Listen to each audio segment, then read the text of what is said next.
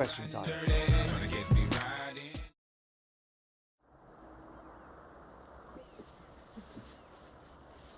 And it's up to question time on BBC One with Fiona Bruce and tonight's panel. Tonight we're in Sheffield. Welcome to Question Time.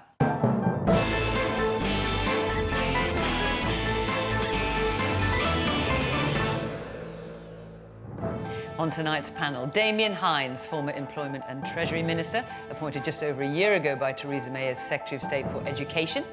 Labour's shadow Brexit minister. She resigned from the front bench in 2016 over Jeremy Corbyn's leadership, but rejoined a few months later. Jenny Chapman.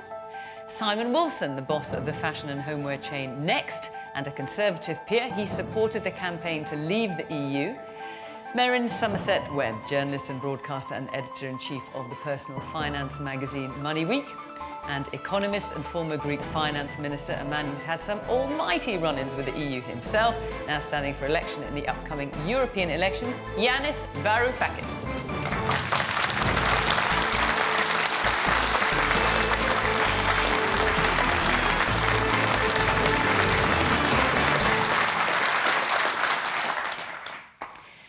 Welcome to our panel, to our audience here, and of course to you at home. Now, you know all this, but you can argue along using hashtag BBCQT on Twitter and Facebook and on Instagram. Let's have our first question, please, tonight, which is from Joel Middleton. Tomorrow we should be leaving the EU. We are not. Who's to blame for this abject failure? Oh, where should we start? Jenny Chapman? I blame the government, clearly. They took this on as that Theresa May had it as the defining task of her leadership. She triggered Article 50, we know now clearly without any plan at all. She wouldn't involve Parliament, she had to be forced to do that. She then called the general election. I bet she wished she hadn't done that. And then, you know, she's tried everything she can, every way she can, to try and keep everybody else out of it. And then at the end of the process has said, here's my deal. And to nobody's particular surprise, other people have said, well, actually, we don't agree with what it is that you've gone away and negotiated, including a large number of her own MPs and her partners in Parliament, the DUP. So you know, it's difficult to try and lay the blame anywhere other than the person who took it upon herself to do this as solo as she could. And, of course, there were a series of votes yesterday, and Labour put its suggestion forward, and that didn't get many votes either. Well, it got more votes than Theresa May's did the first time round. So what we did yesterday, we could vote for a number of different options, and there were a few different versions that are credible, negotiable, and were supported far more heavily than Theresa May's was.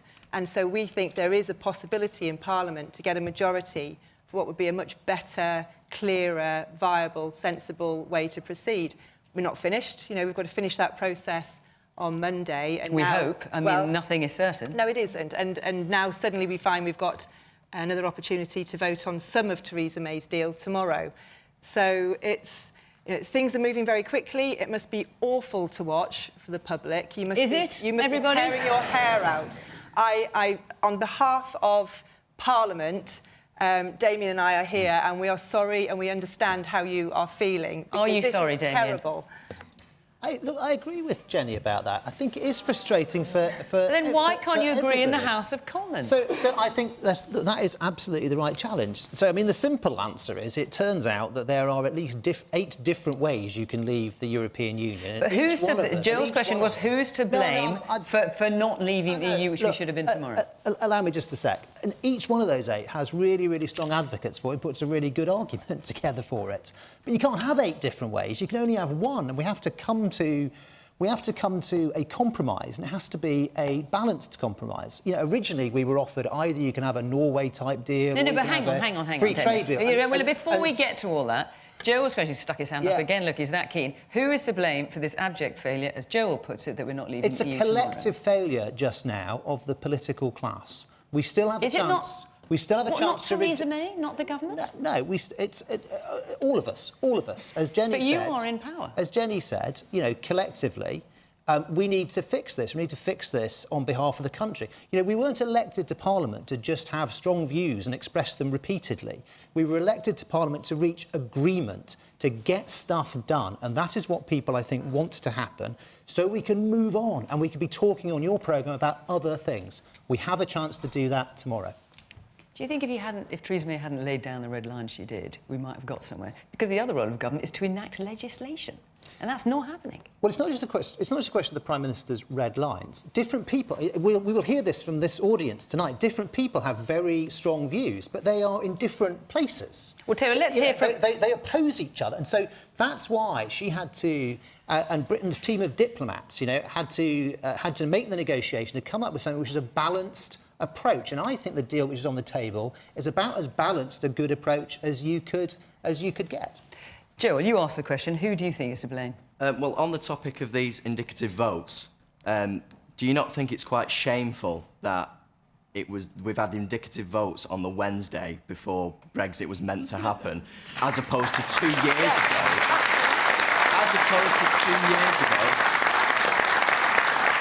As opposed to 2 years ago when it should have happened. Do you not feel that party politics has played too much of a big part? Do you not think that you should have put party allegiances aside and come together on this issue 2 years ago and made a compromise? Do you want to answer that quickly, Damien? Yes. Yes, I do think this is a bigger thing. It's a bigger thing than party. Actually, we have had other indicative votes. In fairness, that's not the question. Should you not have done this 2 years ago? Yeah, no, but what I'm saying is we have had other votes. I mean, we've had votes on various options, and none of them have come up with a... But not 2 years ago. No. Well, over a period of a number of months, we've had them, and none of them have come up with...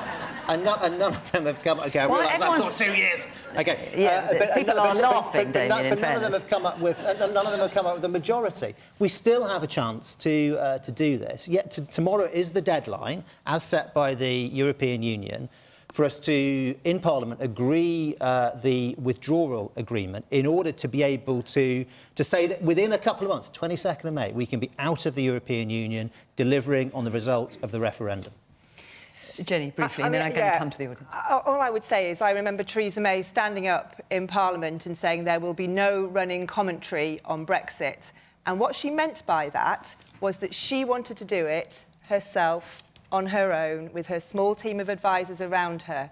And what she ought to have done is what Joel has said, which was involve Parliament, get an agreement on a mandate that she could go away and negotiate. Then we would all be obliged to support it when it came back, if that's what she was successfully negotiated, and we would be a lot further through this process now. I do regret that we have spent yesterday doing indicative votes, tomorrow doing some cobbled-together process that they've invented to try and get themselves out of a hole. Yes, well, we're going to come to that in a minute, on Monday. It will look terrible to you, and I understand that, and I actually agree with that.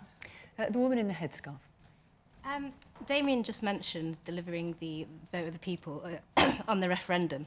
Well, given that in 2016 we didn't have all of this information that we do now, and knowing what we know now, why is there such a hesitation? If Parliament can't come to a decision, why not put the vote to the people? I'm going to take a few points from the audience, and I'll come back to the panel. Yes, the man there in the blue T-shirt. Doesn't the current situation and the events this week just show that Brexit isn't about the people? It's always been about the Conservative Party, and Theresa May this week has proved that. The woman in the check shirt. I believe that by taking back control, we've shown just how out of control our Parliament actually is. And the very fact that we're going for a third meaningful vote on something that has not got support, we're still not getting an answer.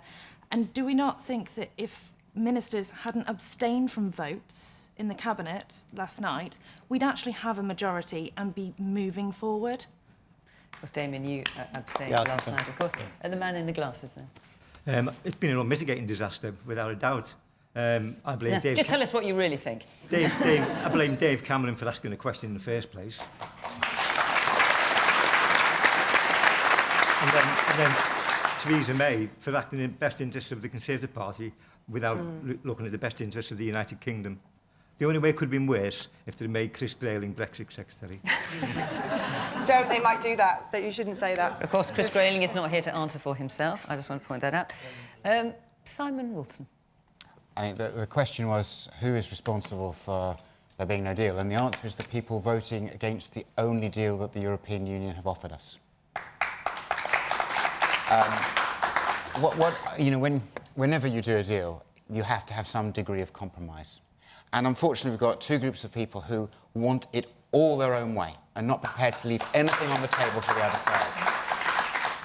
This deal isn't perfect. It's not the deal that I would have chosen, but it achieves an awful lot. It gets us out of the European Union. It's not a hard Brexit.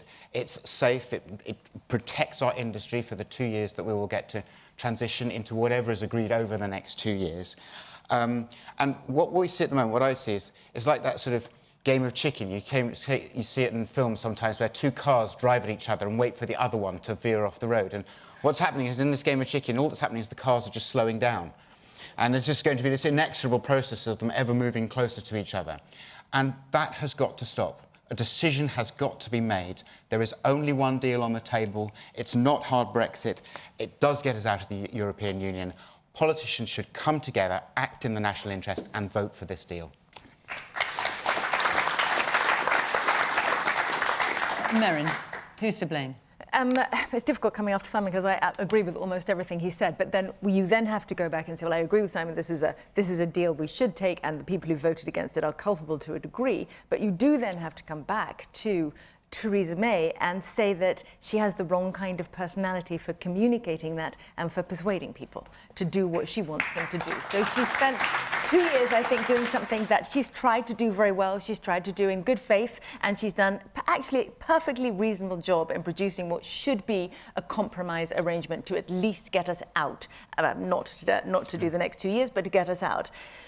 But she hasn't been able to bring people with her. She's used up all her political capital in the wrong places at the wrong times. She has made the greatest sacrifice in terms of and offering up her job. Has made There's someone said today she's fallen on her sword and missed, in that she doesn't appear to have taken people with her. Yeah. So, you know, but there's another group that I would blame as well, and that is possibly the people asking for a second referendum. Because from the beginning, there's been a large group of people running a constant war of attrition against the result of the vote. And I think when the history books are written, by the way, I think this will only be a paragraph in the history books, but some of the people who will get the blame will be the likes of Tony Blair and John Major, who have been out there since the beginning saying, do you know what? We can ignore this if we try. We can make them do it again. And they are to blame as well. Yanis, you've obviously had many, many dealings of varied success with the EU in your time. The question from Joel is who's to blame for where we are now, the fact that we're not leaving tomorrow? Joe, the answer is really very simple. Theresa May. Look, first, she triggers Article 50 on the basis of red lines that boxed her into an impossibility. And secondly, and that is a crime against logic, she failed to recognize that Michel Barnier, when he announced the two-phase negotiation process, was issuing a declaration of hostilities against the government. She never even saw this coming. Because if I come to you and say, listen, let's have a little negotiation between us. First, you are going to give me everything I want. Secondly, we will discuss that which you want. Now, you're a sensible young man. Clearly, you will say, no, mate, I'm not going to have a good negotiation with you along those lines. Theresa May started that negotiation, and the result was effectively a deal, which I will disagree with my fellow panelists here. Whether you are a Brexiteer or a Remainer, this is a deal that a nation signs only after having been defeated at war. This is not a deal which is fit for purpose for any sovereign country. And what is so bad about it in your view? Well, firstly, two things.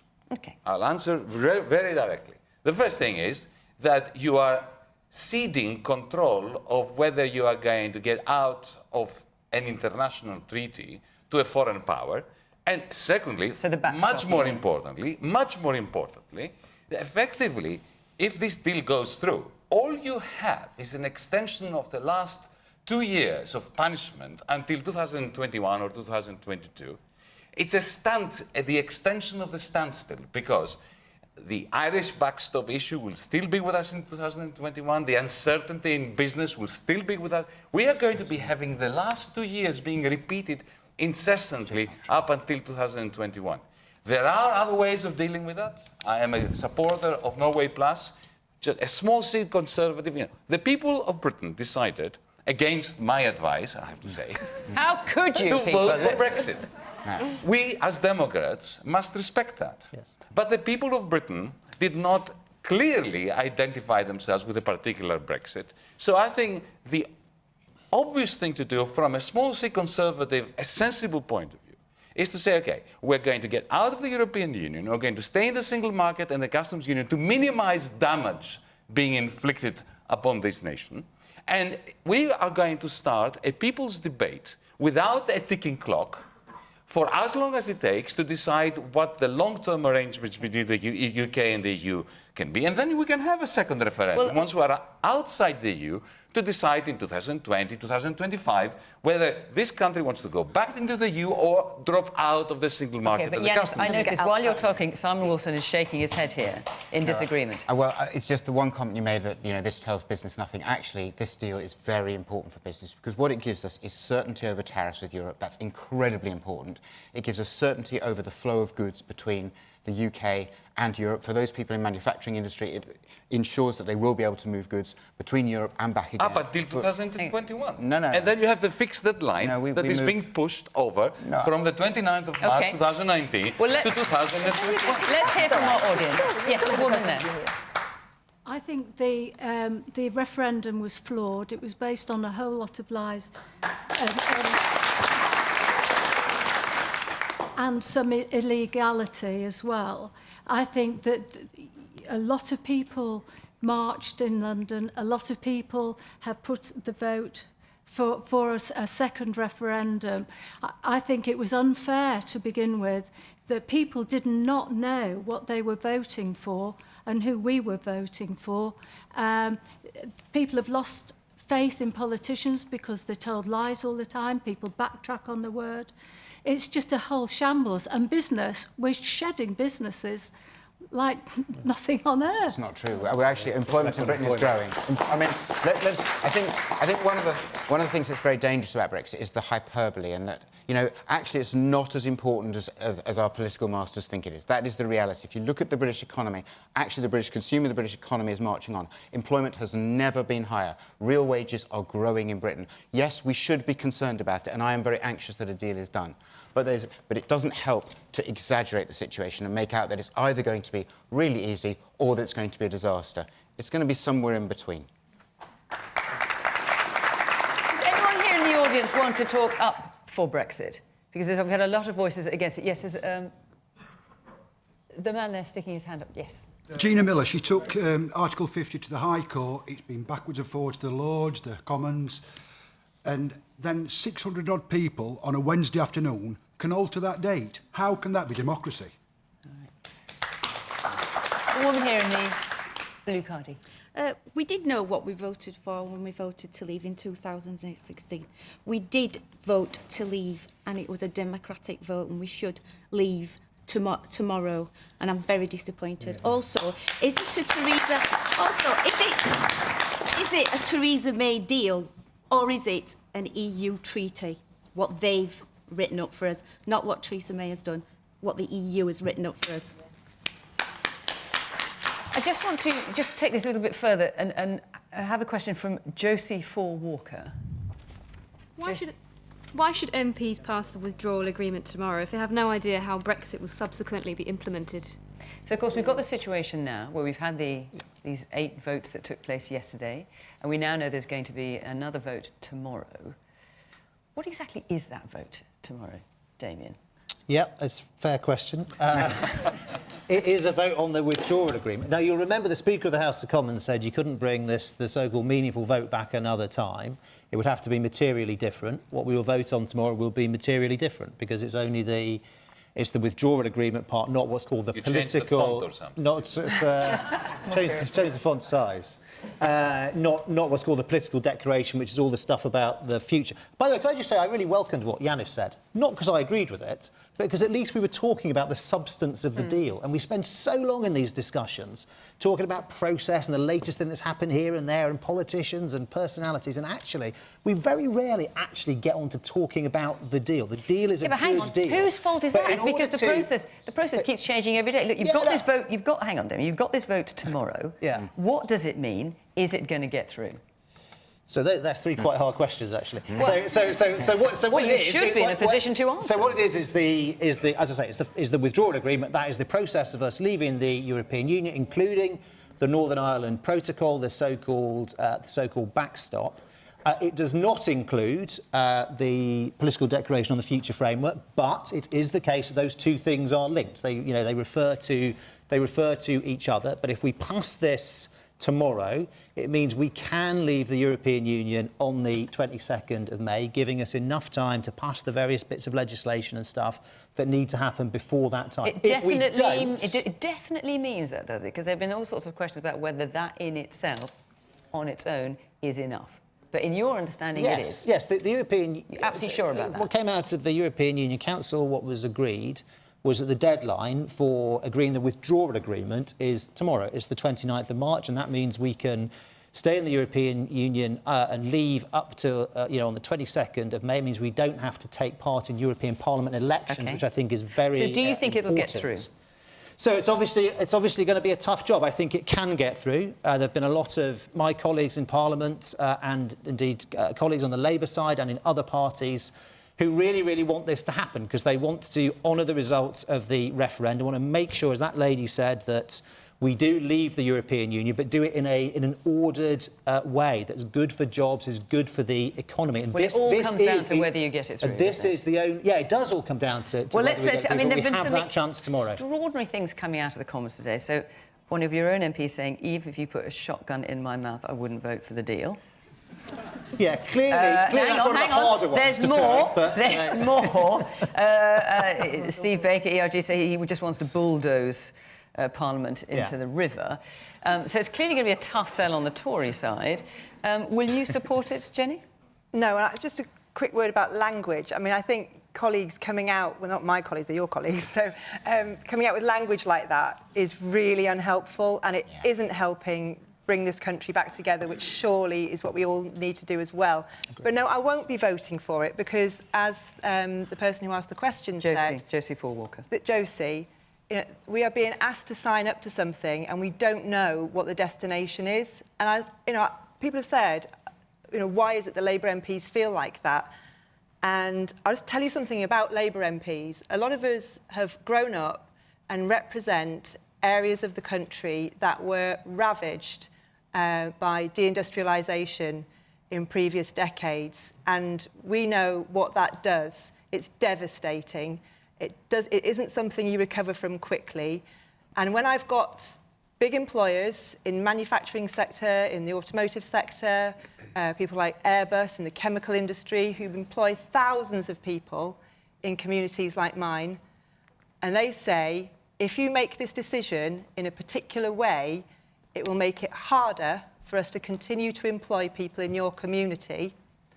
I take that very, very seriously. Now, there are other people... But by not voting for it, Jenny, you get closer to the risk of no deal at all. No, because that is not where we are, and we've spoken to thousands of businesses through this process, and none of them are saying that it's OK to leave without a deal. No, but that's not what's on offer. So what I hear from businesses... No, Damian, if I can just finish this. What's on offer? We don't know what's on offer. What's on offer tomorrow is a divorce package. We're being asked to sign up to something with no destination. It is a blind Brexit. Jenny, it's not even a divorce package because it's like a divorce that does not contain an agreement on visitation rights for the children afterwards. That's right. That's right. And I can't do that. I can't do it because that could be putting the jobs of thousands of people in my area at risk, and I am just not going to do it. I want to know where we're heading. So what happens if we don't pass it tomorrow, Jenny? What happens then? Then we don't have a more sensible deal is going to be on the table. Yes. including a customs union. You better answer that, because that's what's going to happen. What is your plan B? If we don't pass this tomorrow, then we don't have a way to leave on the 22nd of May. The only way forward then would be to apply for a substantial extension. Why are you saying that? In Brussels, Brussels has honed the art of a late-night session. Yeah, we've been through a few already. No, but the late-night sessions that you've had were with Theresa May parroting the same deal again and again and again. Whereas if you go to Brussels with a proposal for a customs union, a proper customs union, for instance, they immediately will say yes. They will have absolutely no way of turning you down. I don't disagree. I don't disagree with that, but that is not. But that is not a small allow me just change. one small vignette, which I think is very important. From the perspective of business, from the perspective of long-term investment, what you really want to do is you want to eliminate a fixed deadline. The problem with Article 50 was the fixed deadline. It's like knowing the day of your death. But what makes you think the EU would agree to that? It changes your life. So, Yanis, what makes you think the EU would agree to having no deadline of any kind? Because if you say to them, let's have a customs union for an indefinite period, they have absolutely no opportunity to turn you down. Mr. Barnier is going to have no comeback line because this is completely within the guidelines that he has received from the 27 on his negotiating strategy. So if you give him what he has been asking for, he cannot turn you down. And that will eliminate the fixed date effect and also something else which is very important.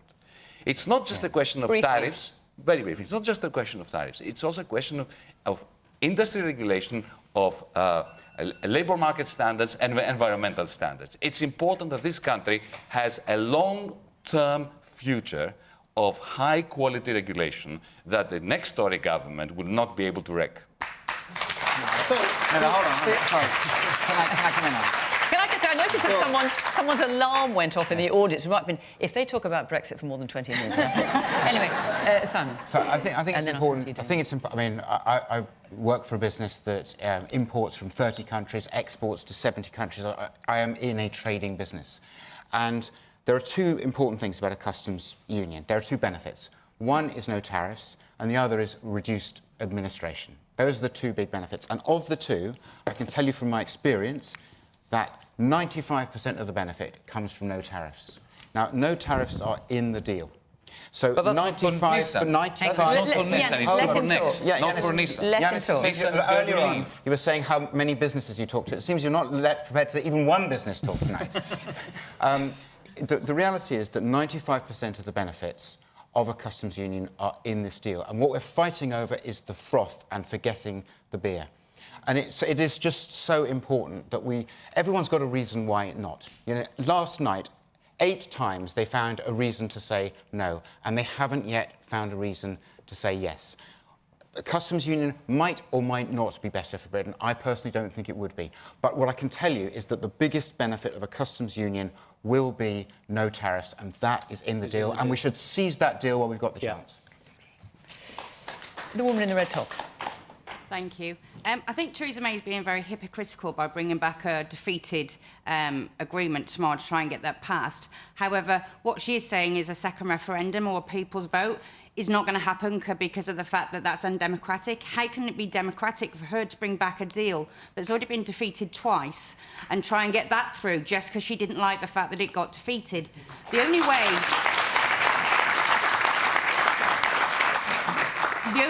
that we can do this that is in any sensible order that allows people to have a proper vote is to have a general election, to let's have a leadership that's going to go forward, give us a customs union, give us a single market, and actually have a leader like Jeremy Corbyn who's going to be able to put the people first. Merryn, we've not heard from you. I don't know what question I'm answering now. Well, let's go back to the original question: is why should MPs pass the withdrawal agreement? Why should MPs pass the withdrawal agreement tomorrow if they have no idea how Brexit will subsequently be implemented? Well, they're not going to know how it's going to be implemented anyway because the political declaration is not legally binding. So it's not a matter of going into this and immediately knowing what will happen because you don't know that. The withdrawal agreement is binding. The political declaration is not. So however you do this, you are not going to know. However, what Parliament has been tasked with, the House of Commons has been tasked with, and Theresa May has been tasked with, is delivering Brexit. And this, to my mind, does that. You know, when we think back, try if you can to think back to the referendum and think about what it is that you wanted at the time. And I've gone back over the last couple of days and looked through what I was writing at the time about Brexit and what other people were writing about. And none of the extreme views that exist at the moment, none of these hard and fast, Brexit has to be like this, it has to be like this, it has to be like this, none of those things existed at the time. All we were saying, well, most people were saying, is we just want to get off the fast-moving train that is the centralisation of the European Union. We want to separate from that. Now, if that's what you wanted, and it's certainly what I wanted, this allows that. It gets you there, it gets you over the line, and I think it should go through.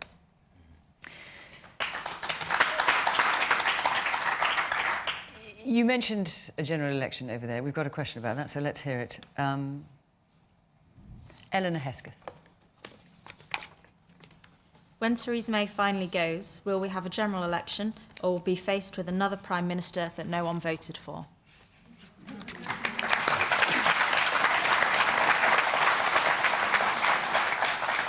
Let's go wild and not hear from the politicians first on this one. Simon Wolfson. I think if we have another leader of the Tory party, my personal view is that to have a Prime Minister that hasn't been tested at a general election take us through the withdrawal process and negotiate it wouldn't be right. That is my personal view, and I think that actually we would have a much better chance of getting a good deal once we go into the negotiating phase if we had a Prime Minister who had a clear mandate from the British people, which we don't have at the moment and we desperately need. Eleanor, can I ask you what your view is? So, yeah, I agree. I think we would need something like a general election. I don't think it would be right to have someone lead us through in such an important time who no one really wants in particular, no one's particularly voted for. I think we would need a general election. OK. Merryn?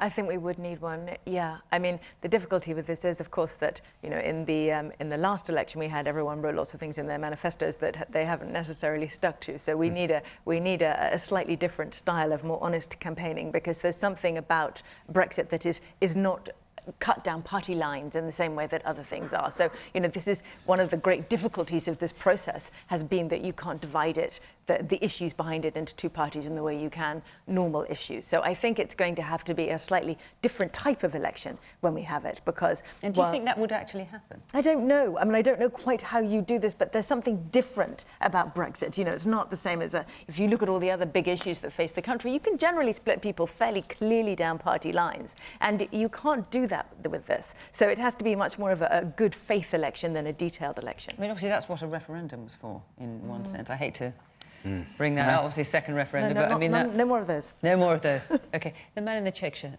I think MPs need to be careful what they wish for, because the Conservative Party didn't do very well in the last general election. Labour's not doing very well at the moment, and it'd be exactly what Nigel Farage wants, a Brexit party that could potentially wipe them both out. The man in the glasses there at the front. I think politicians, I just agree with that gentleman actually, politicians want to be careful what they wish for, because at the moment you're going to be pushing, the way you're dealing with Brexit, you're going to be pushing people towards the Brexit parties that have been formed by people like Nigel Farage.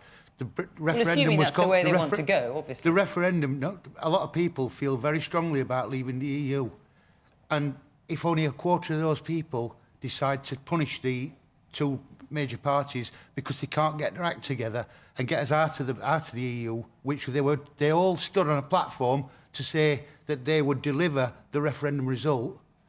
And if they can't deliver that, if a quarter of those people, that's 4.5 million votes, that's a lot of votes for those two major parties to be losing. That's 25% of the people who voted to leave. And people like me who voted to leave hold very, very strong things. I'm a lifelong Labour supporter.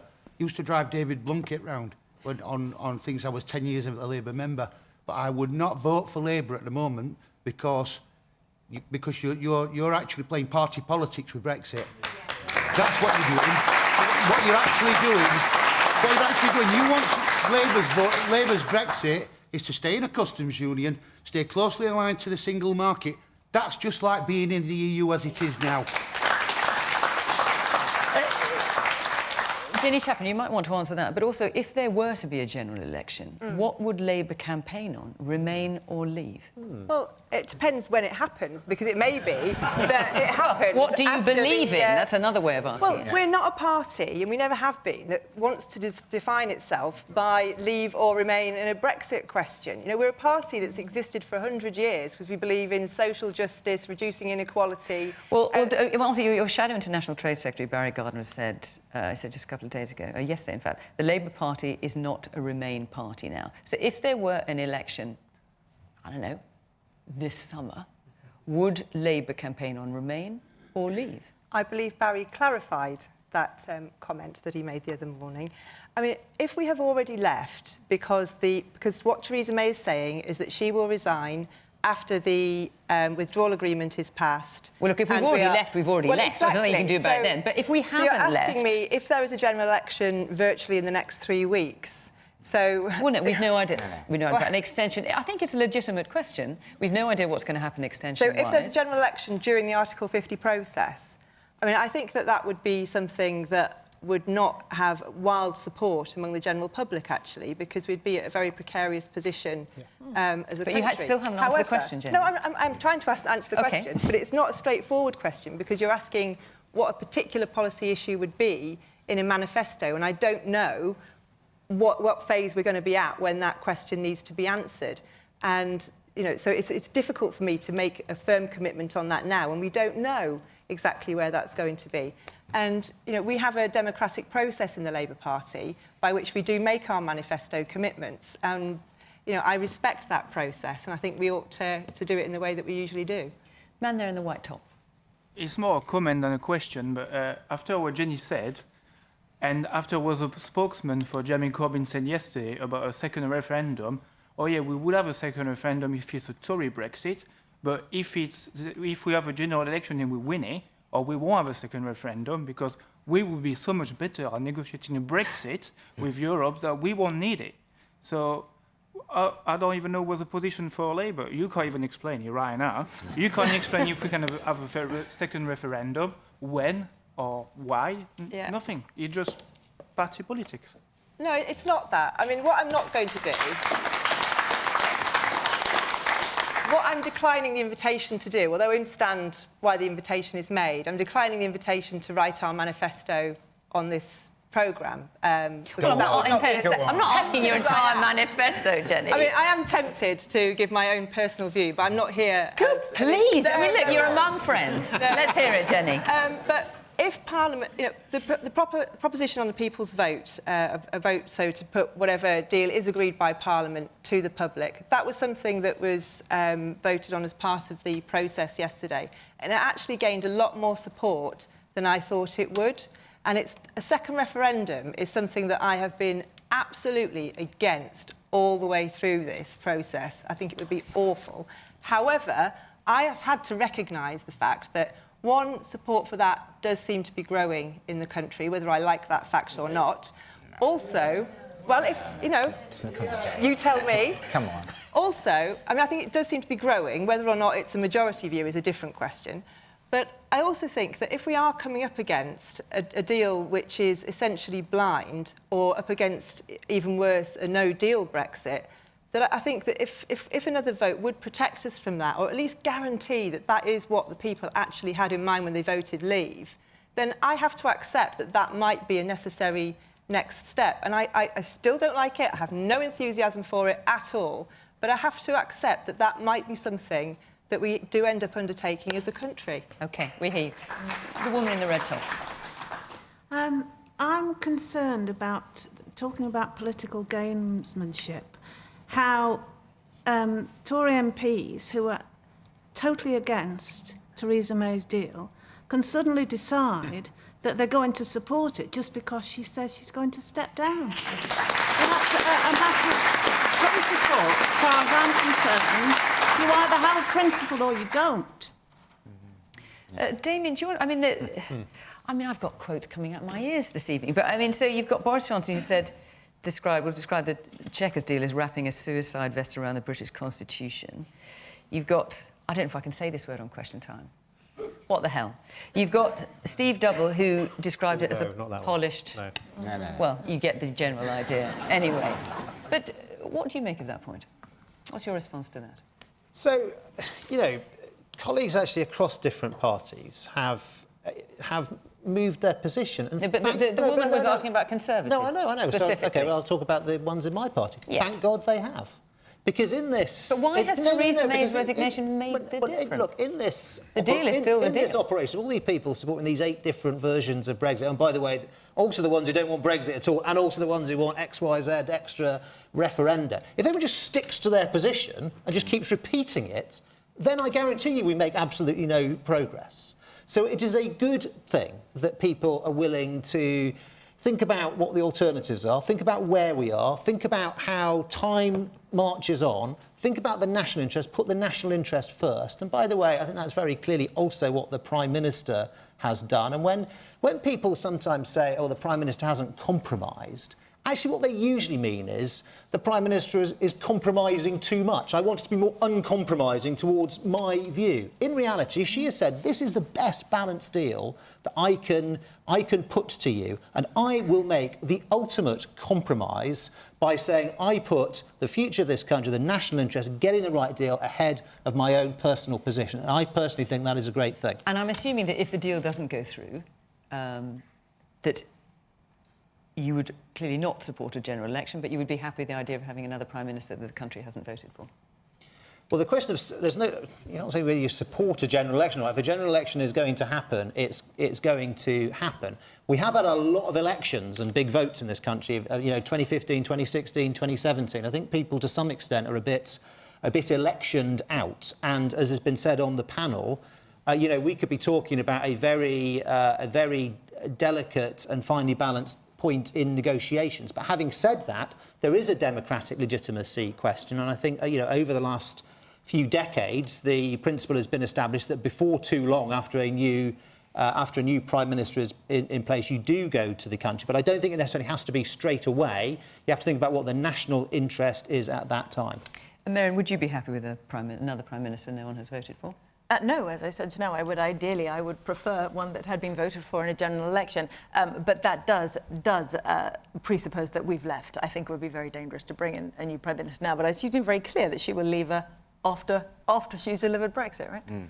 And if not, it's another ball game, we're told by number 10. I hope that's very soon. I don't want to say one point on this business of people changing their minds, that one of the things that I think that we should draw from the last 2 years, which is very valuable, is that this is a parliament made up of an awful lot of people who didn't want to leave the European Union. And I think that we should give them enormous credit for the fact that they've spent the last 2 years trying to find a way to do something they didn't particularly want to do. So I think that people coming around to the deal now, when there is I think the possibility here is that people are worried that if they don't come and vote for it, they'll end up with no Brexit, which would be, you know, not great. So there's this, I get that, but there's this impetus in this parliament to make something happen that we voted for, even though they don't particularly approve of it. And I think that's quite admirable.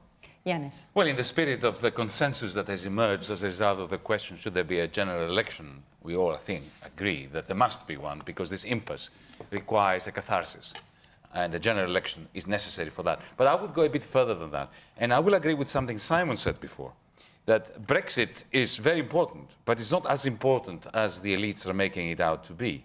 There are things that are happening to the British economy internationally. For instance, you know, Honda's decision to leave. I don't think it can be pinned on Brexit, because it's got a lot more to do with relocalization, deglobalization. The business model of this country needs to be reassessed. I consider it to be broken. The role of the City of London, the way in which Mark Carney's statement, which I think is very apt, that with a 5% current account deficit, this country constantly requires capital infusions from foreigners. So you're relying on the kindness of strangers. And there is, and concomitant to this is the fact that you end up with a business model relying on low wages, on very little regulation, on zero-hour contracts, on the ideology of cheapness. Now, that is not a good future for Britain, Brexit or no Brexit. And you need...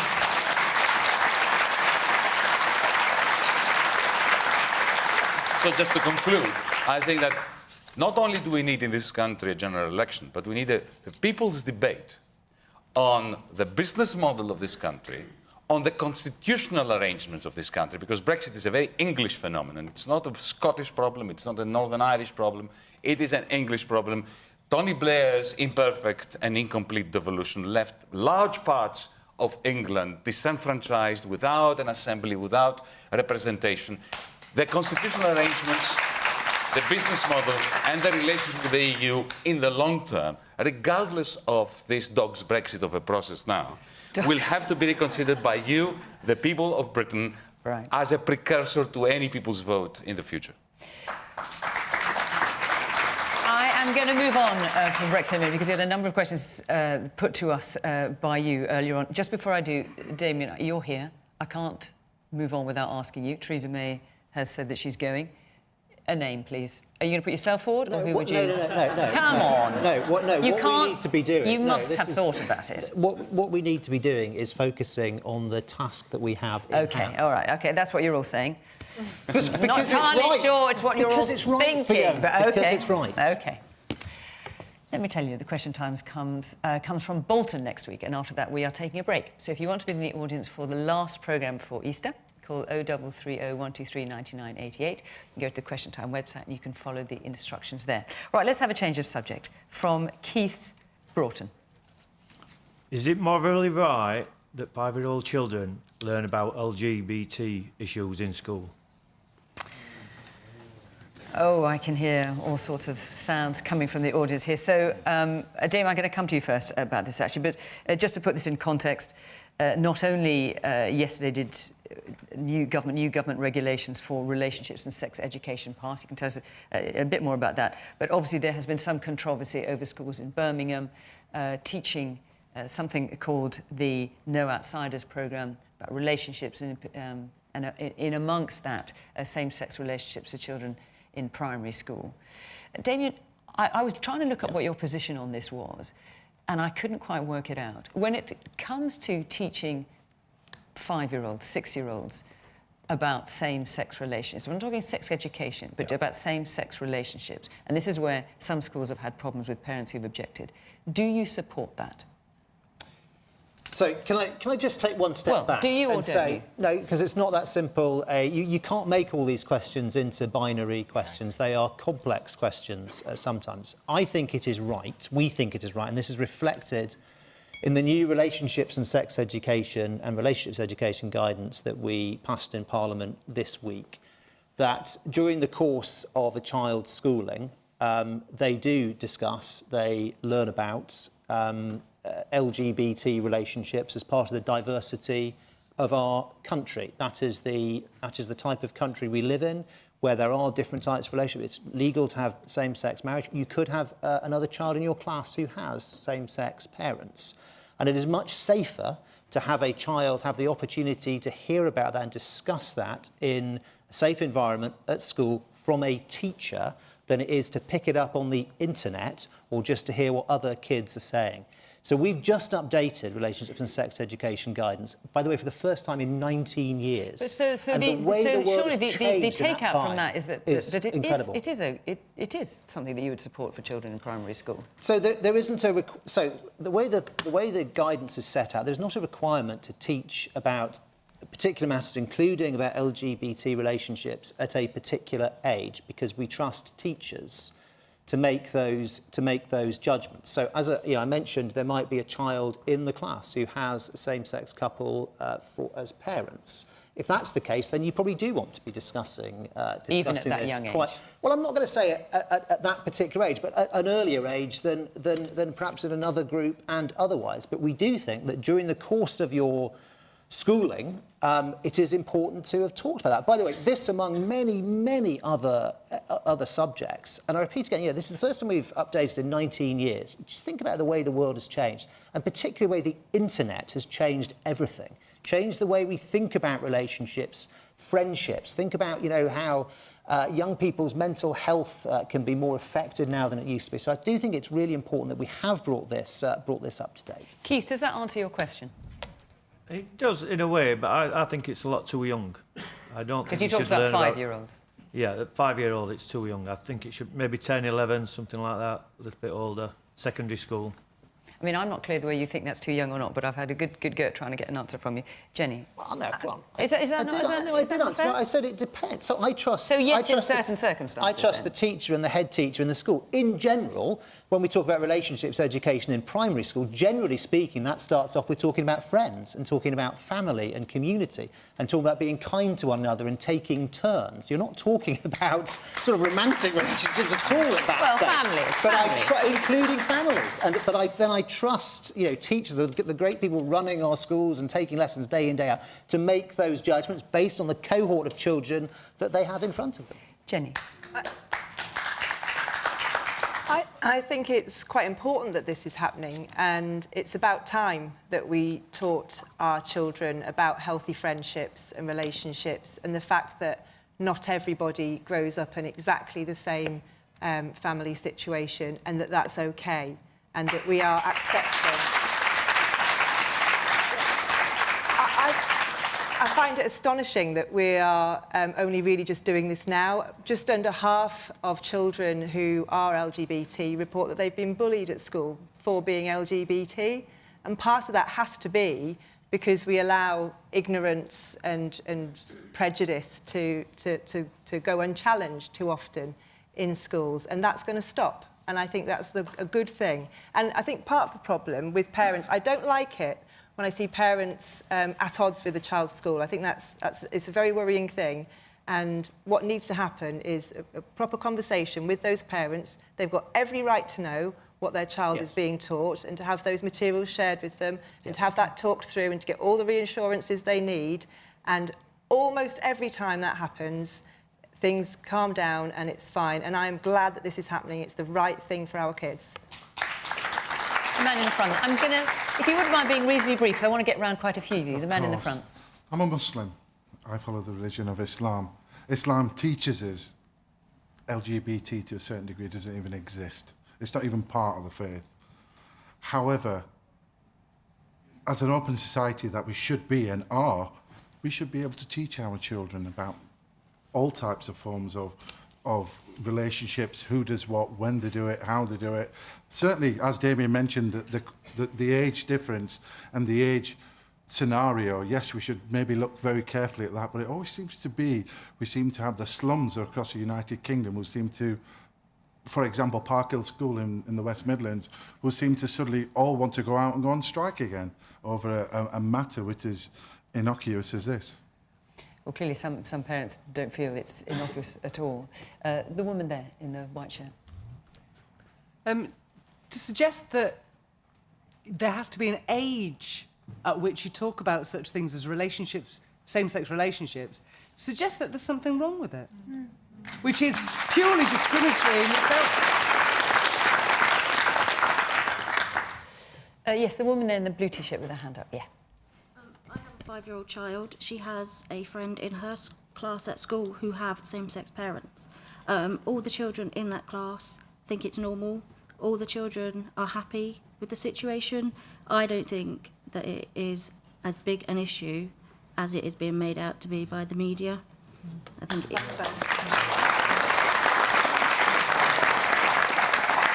I mean, I don't know if the media are overstating it or not, but nonetheless, parents have protested and the schools have suspended something called the No Outsiders Project for some time. Is there anyone who disagrees with it? Yes, rather bravely, I must say, you're the only person putting your hand up. I disagree with having 5-year-olds being taught this in school. And I think Damian's whole opinion was based on children being taught in a safe place by teachers because they may pick things up on the internet.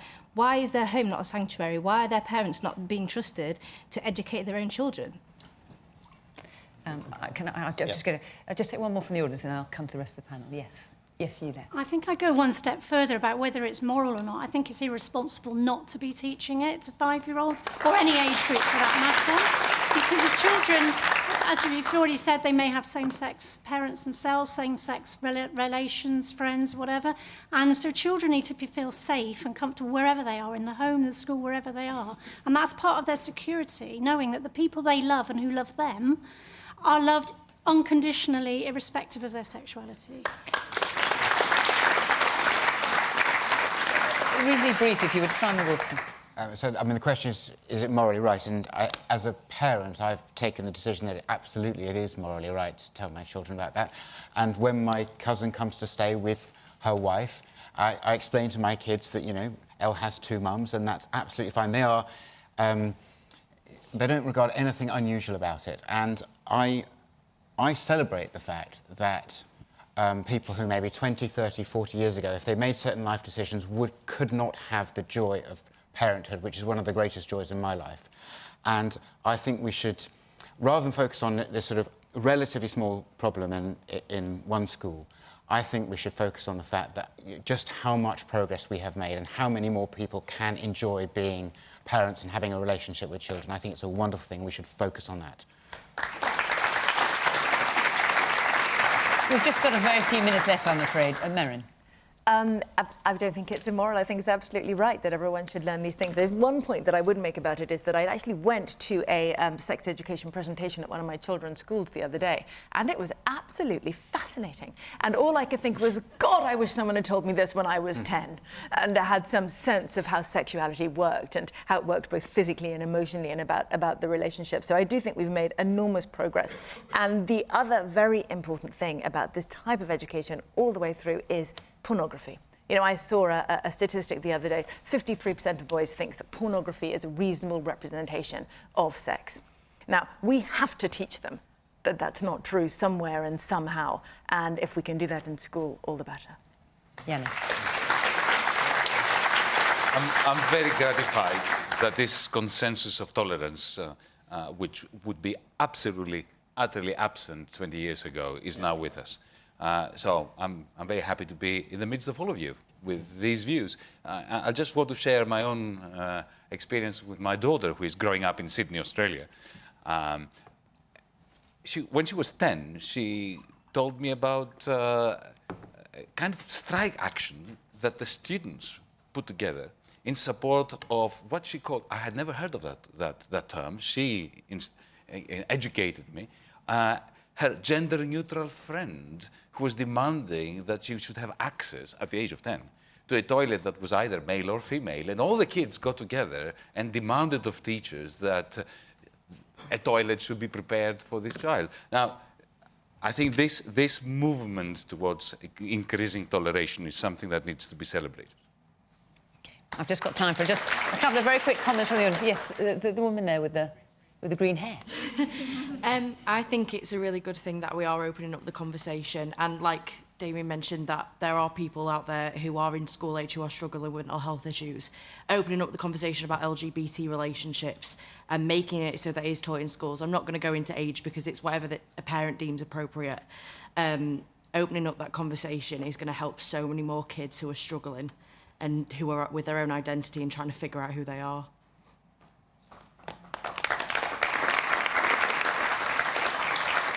Well, thank you very much. That was an unusual outbreak of consensus and warmth here in the question. It's when we get off Brexit, somehow that seems to happen. It won't last, says Yanis. Our hour is up. Our next programme is in Bolton, and after that we're on a break over Easter. We'll be back on the 25th of April in Nottingham. Call 0330 123 9988 if you'd like to be in the audience, or you can go to the Question Time website and follow the instructions there. And if you want to have your say on tonight's topics, you know this by now, you can join Adrian Charles and guests on Question Time Extra Time. That is on 5 Live right now. But it just remains for me to say thank you very much to my panel, to my audience here, thank you very much, and of course to you at home for watching from Sheffield. Bye-bye.